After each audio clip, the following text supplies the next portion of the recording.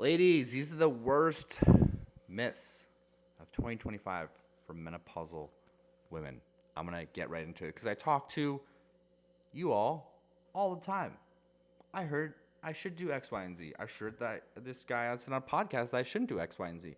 I heard this sports scientist say X, Y, and Z. I heard this naturopath say this. I heard an osteopath. It's like, dude, this is the whole problem with the industry is making these insane blanket statements. And I get it. It's news media, right? It's like it's like rubbernecking society, right? We're gonna slow down the accident to see we overlearn negativity, right? So like we see something negative, we want more of it. That's why the news does so fucking well, and it's just fear mongering, right?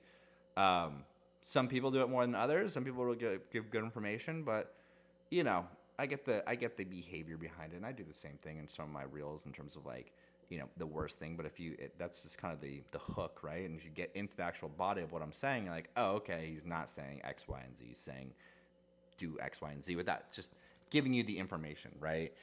Now I'm gonna get right into it. So number one worst myth for menopausal women, I would say, is testosterone pellets. So don't hear I'm not saying I think testosterone for a lot of menopausal women is a great thing. It raises estrogen, helps regulate progesterone, helps cortisol. There's a lot of different benefits to getting on testosterone replacement therapy as your form of hormone replacement therapy.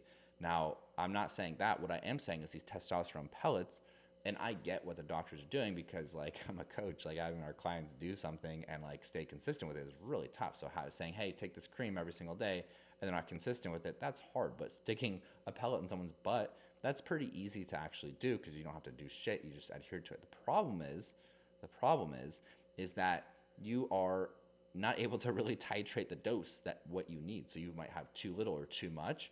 Especially if it's too much, you're gonna start getting side effects and feeling like shit. And you're like, HRT didn't work for me. Fuck this. I'm done, right? And when in fact, it was just like not the right dosing for you. So that's why I'm not a huge fan of testosterone pellets.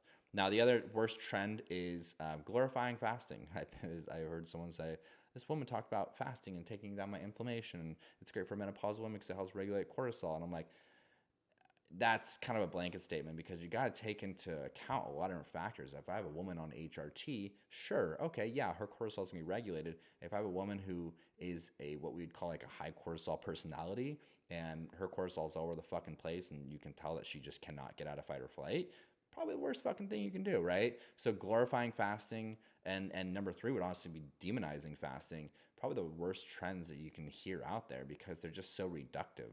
Like it's not a one size fits all. It's you got to take into account a lot of different factors about each different person.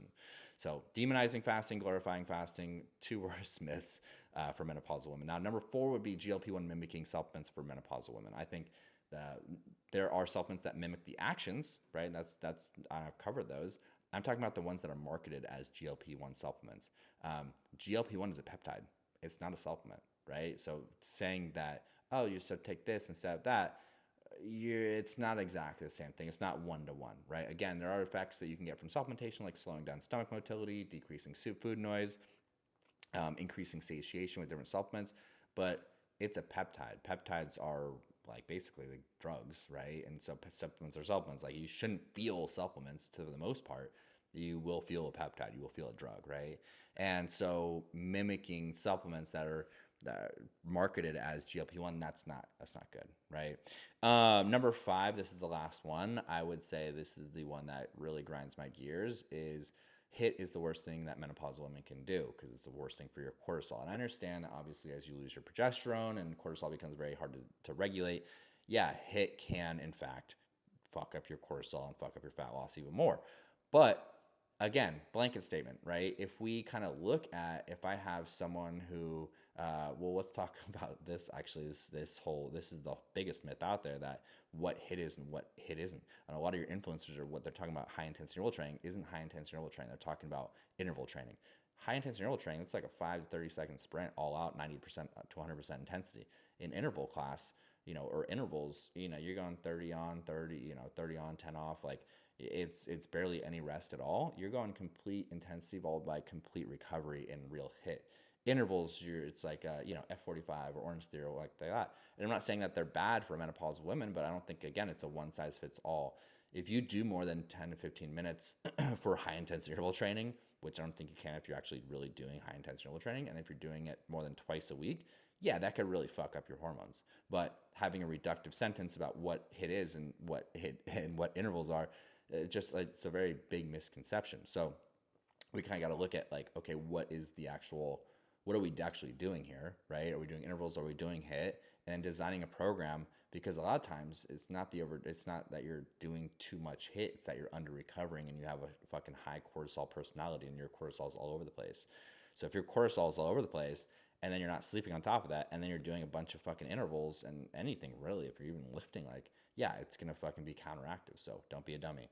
Hope this helps. These are the 5 worst trends for menopausal women, and love y'all.